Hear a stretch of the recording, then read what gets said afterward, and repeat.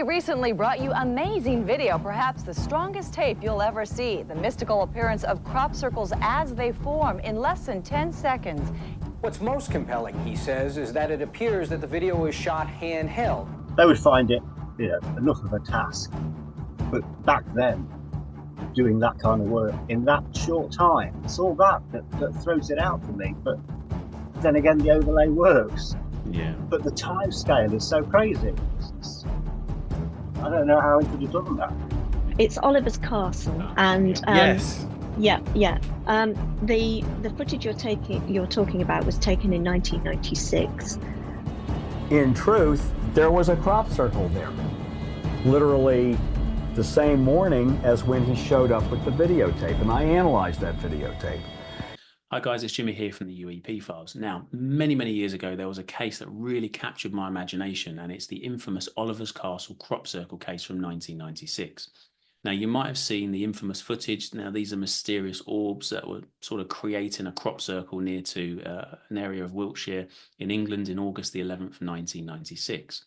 Now, at first, the footage was just dismissed. A guy came forward by the name of John Wabe, who said that he was a VFX expert, and he created the footage as a bit of a laugh, shared it around just to see if people would buy it, essentially. And so from that point onwards, as far as everyone was concerned, the case was debunked. Put it to one side and move on. Now, in today's video, we're going to analyze that footage, and we're going to really break it down. We're going to see that footage in new light like you've never seen it before. We're going to speak to an expert. We're going to look at what other experts have said in the past. And then we're going to look at John Wabe, and I promise you this case gets weirder and weirder. So let me play you the original footage first. Oliver's Castle, Wiltshire, 1989. There's a couple of lights down there somewhere. This controversial film appears to show strange objects hovering above a cornfield. Below, complex circle formations appear.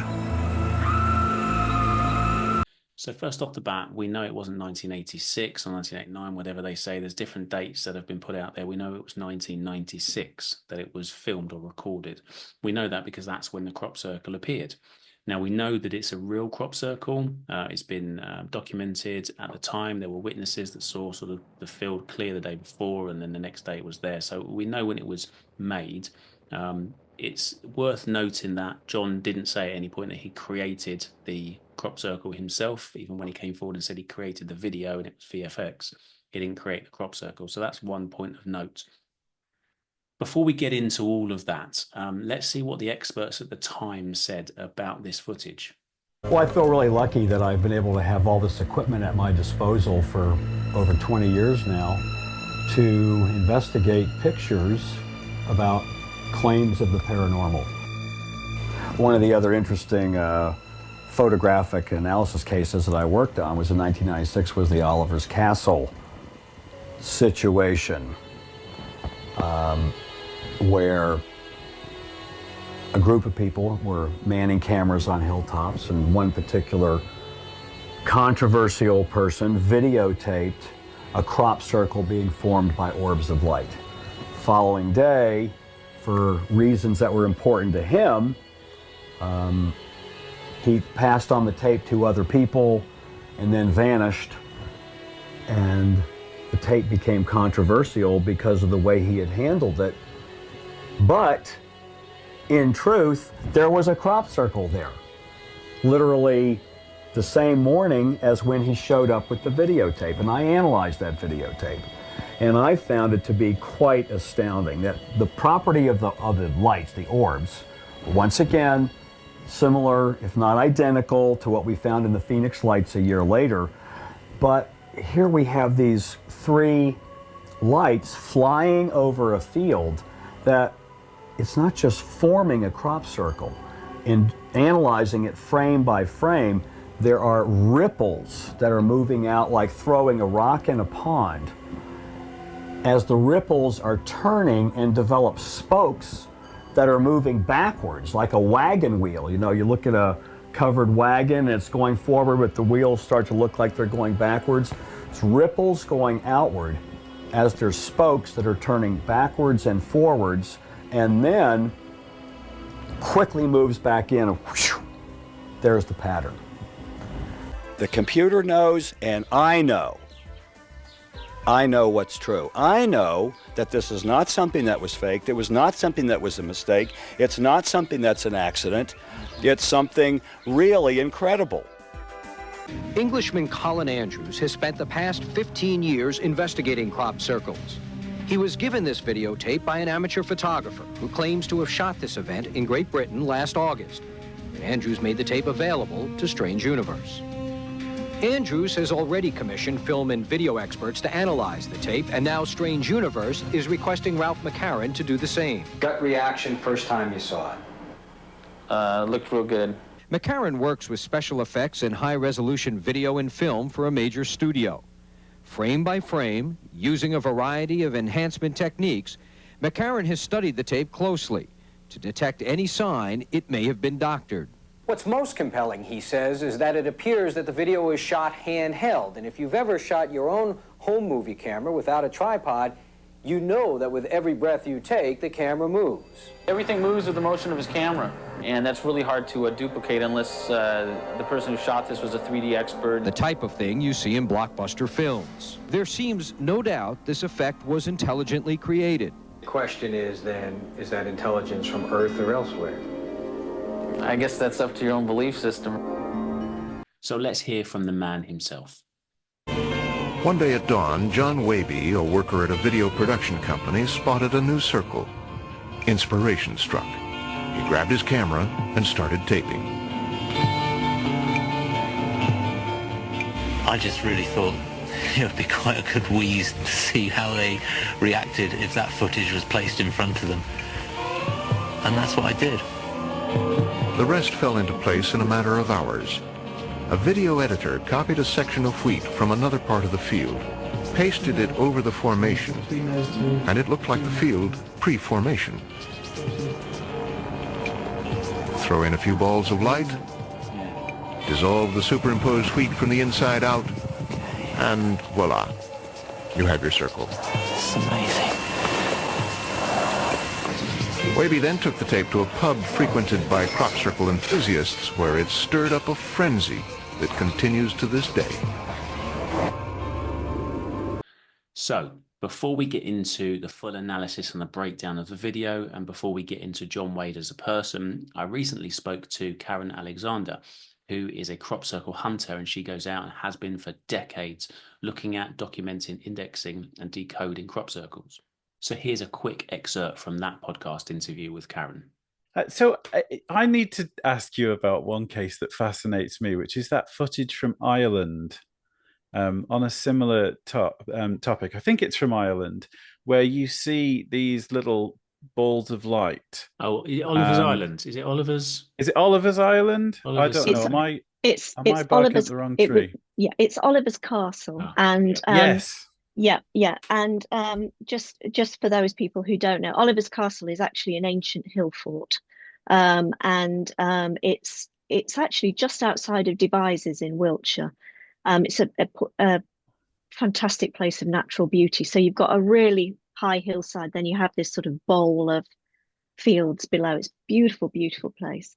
The footage you're talking about was taken in 1996. And it isn't without controversy, obviously, as all these things tend to be. But basically what it shows, as you say, is it shows like this snowflake kind of pattern appearing in a field with these lights going around it over the top, maybe, I don't know, 3 or 4 feet from the top of the crop in the field.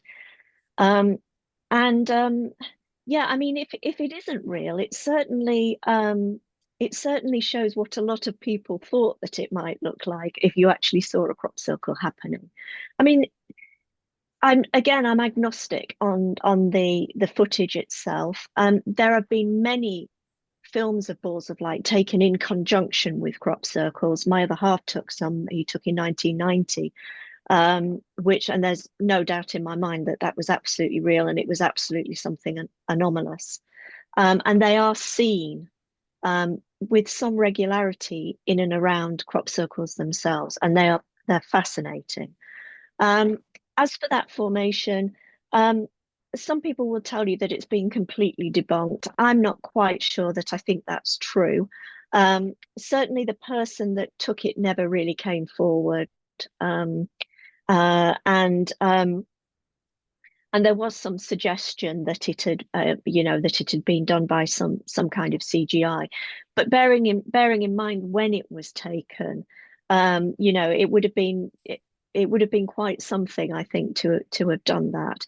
Is it possible? I don't know. I'm not an expert on video. I'm not an expert on CGI. I couldn't tell you 100% whether it was or it wasn't. But again, I kind of, it's one of those things I like to keep an open mind about, because I know that there is this definite relationship between seeing these balls of light and crop circles appearing. So yeah, I couldn't tell you on that specific video, but do I think that the phenomenon of balls of light and crop circles were absolutely 100%?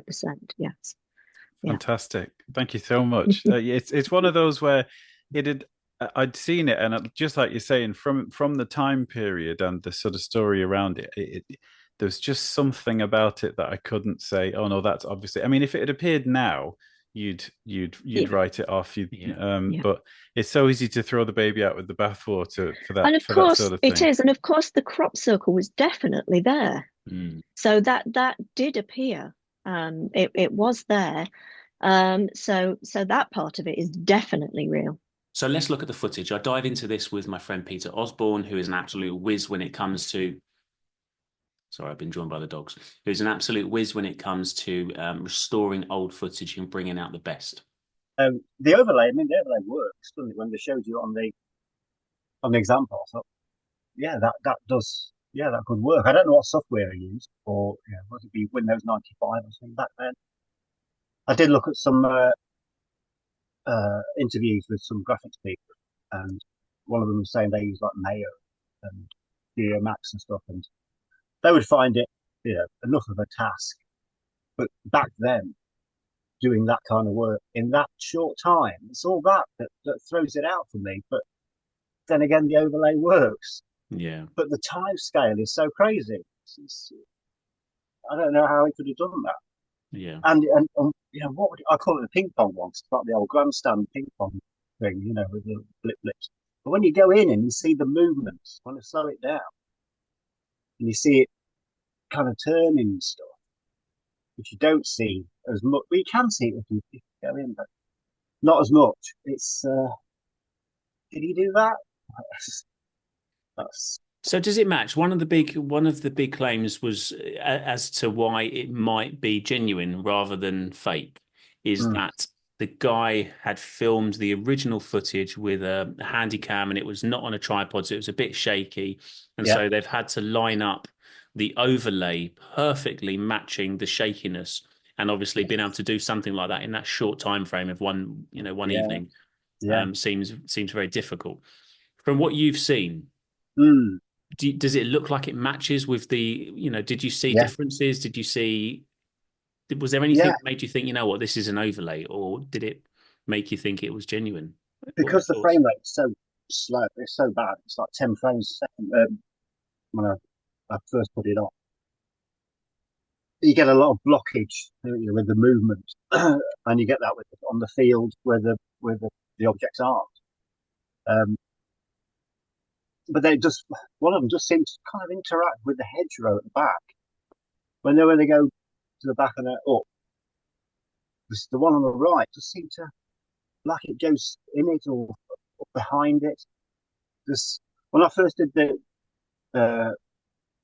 alterations to it, I zoomed right in on the back hedgerow. It was like a gatepost, and I got that area to make it look as to keep that as clean as I could do while I made the alterations. So I knew there was nothing throwing out too much, and that's when I could see the shapes and the movement inside it, and the hedgerows still looked pretty good considering how bad it was in the first place, And then there's when I did that high resolution thing, when I did that zoom in, I blew the pictures up to massive size.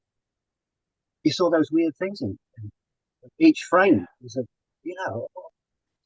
I have never seen. What gets me is, I don't understand how all this stuff works, but I have never seen anything like that happen on anything I've done before.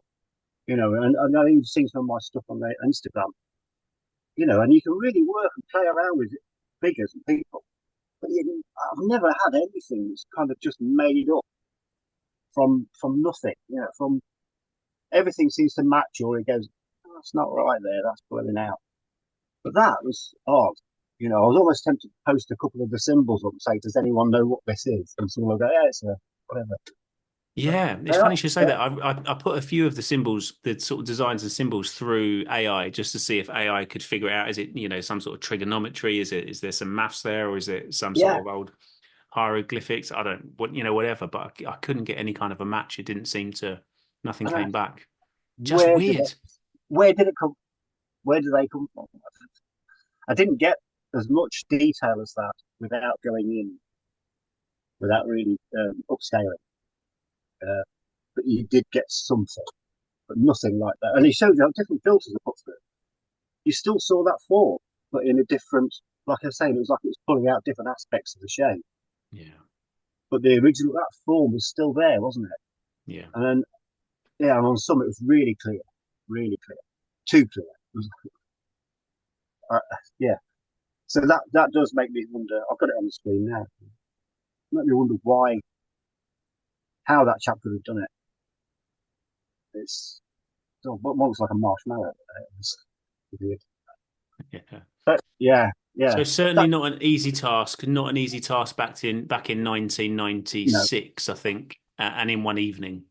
no. I know we can't say 100% anyway, can we? No, There's we're never certain gonna things. we're never gonna be able to say for sure, and that's the thing. We have to. It's sort of process of elimination, isn't it? It's kind Yeah, of what have we got to work with, and yeah, then working backwards to see whether or not somebody like this would be able. Well, firstly, had the skill, had the yeah, technology, but also had the time to be able to get, because he physically took the footage allegedly, and then yeah. got home, and then or to the office or whatever, and made it, and then went back out in the evening to show it to some people at the pub. It's just, yeah, And yeah, the crop circles formed. exactly the same He night. did that as well, did he? Yeah, this is it. Well, I don't think he claimed to have made that. I think he'd said that he stumbled upon it. I think he said he was camping and he saw it and filmed it, and then went back and did the VFX, and then went to the pub and showed everyone at the pub. It's weird. It's It such a weird outweighs. case. It does seem to outweigh the balance, Mm, doesn't it, on yeah, his claims it does. and what Yeah. we're looking at, and once we analyse it a bit more. Okay, so that brings us on to the timeline. So on August the 11th, 1996, the crop circle appears at Oliver's Castle in Wiltshire, England. John Wabe, under the alias of Jonathan Whaley, films the supposed formation of the crop circle with orbs of light, which he claims he's captured in the early hours of the morning. The same day, he says that he's gone back to a studio, First Cut Studios, and edits the footage using some sort of Quantel paint box, I think is what he said at the time, inserting the orbs and adding effects to simulate the authenticity. Okay, we'll pause it there for a second. Now, this piece of software is quite interesting. Quantel Paintbox.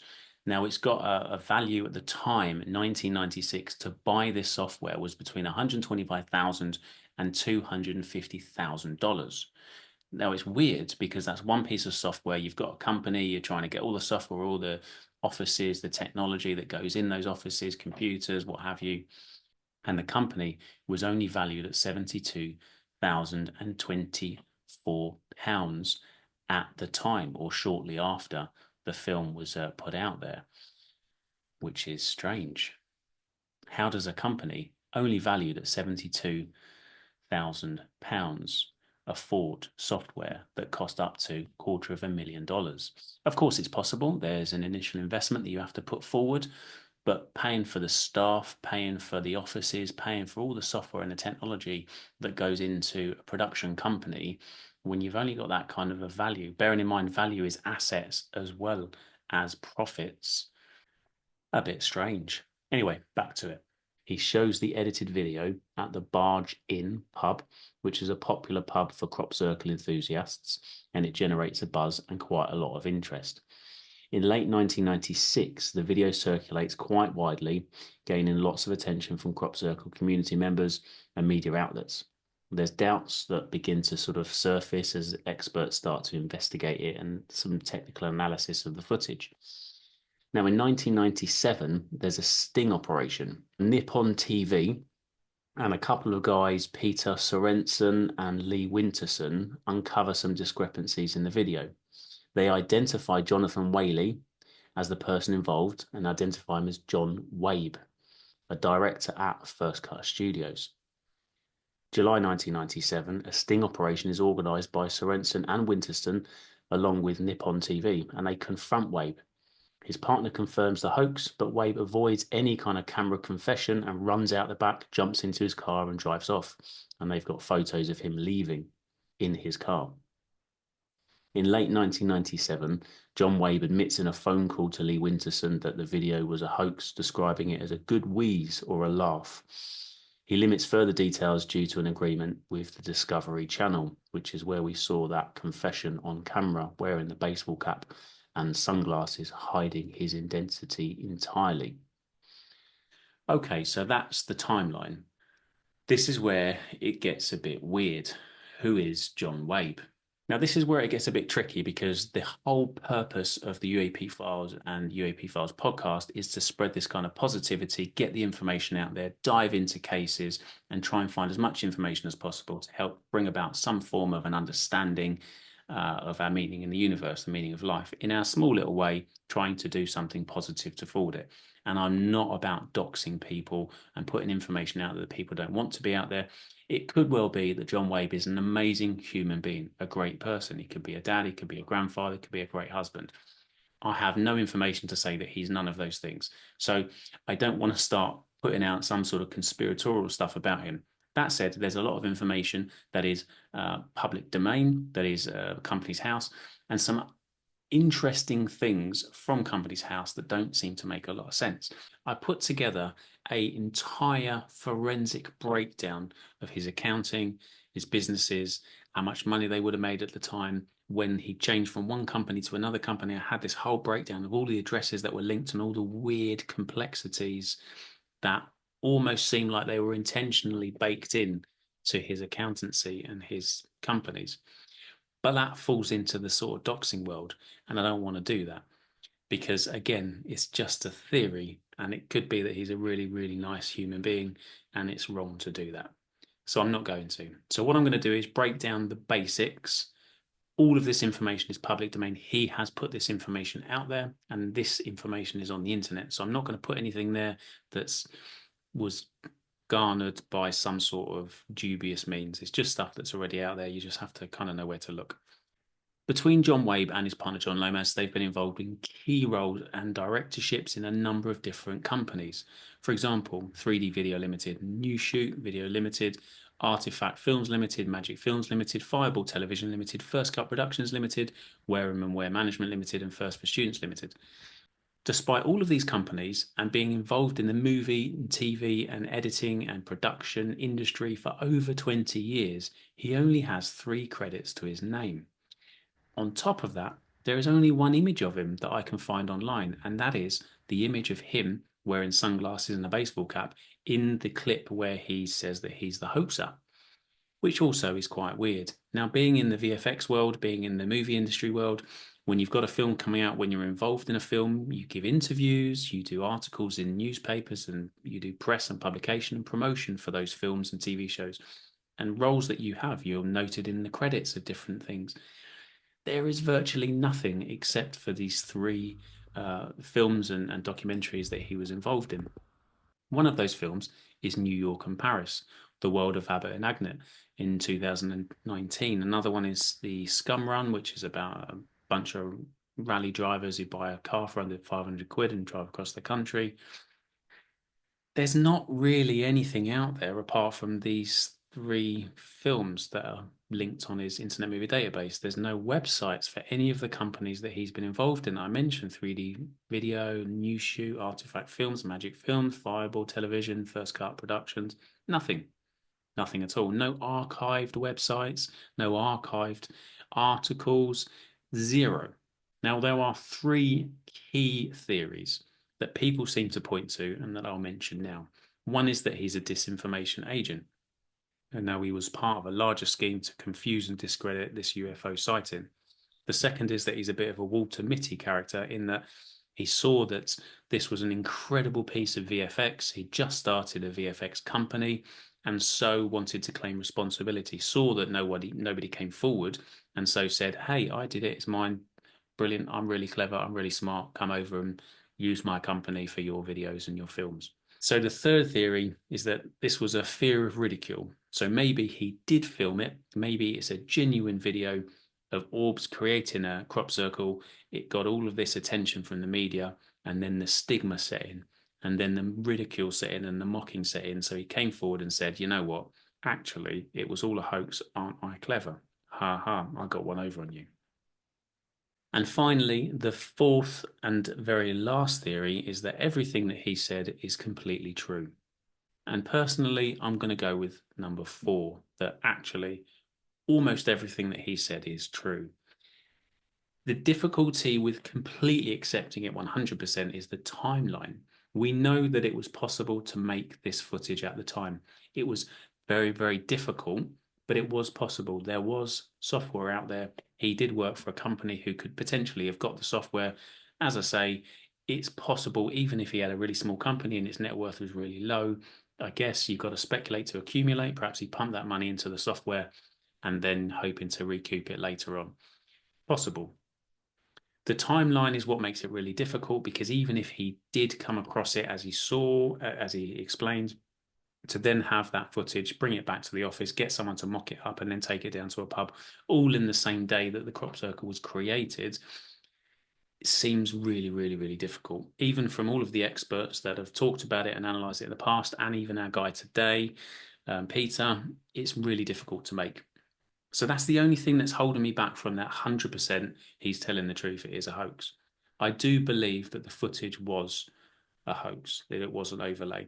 And the reason that I'm over the fence on that, whereas I wasn't when I first started down this line, was because on a handheld camera, there's sort of shake that goes along with it, and then putting an overlay on top of that shake and somehow marrying the orbs up, that's the overlay on the original footage, seems like it would have taken a long time. And as a lot of people have said, it would have taken a whole team of VFX people several days to do this perfectly. You know, it's this Hollywood movie magic kind of stuff that we're talking about here. However, he's saying that he used a tripod and the actual footage was still, and he added the shake afterwards. Now, when you take that piece of information into the mix, it does make a lot more sense. It does seem a lot more possible. So I'm going to go with that. I think that it probably is a hoax, as sad as that is, because I would have liked it to have been real. But I've got to be open and honest about this. A cool piece of footage, but there we go. That's my thoughts. What I would say is, if you want to see some footage where some orbs are creating a crop circle, the best you're going to get is a case that was raised by Karen Alexander, which is the 777 case. Go check it out. With that said, that's the end of it. I've waffled on enough. If you like this, if you disagree, if you agree, if you've got some new information, please drop it in the comments or send me a DM, and I'll see you on the next one. Take care, guys.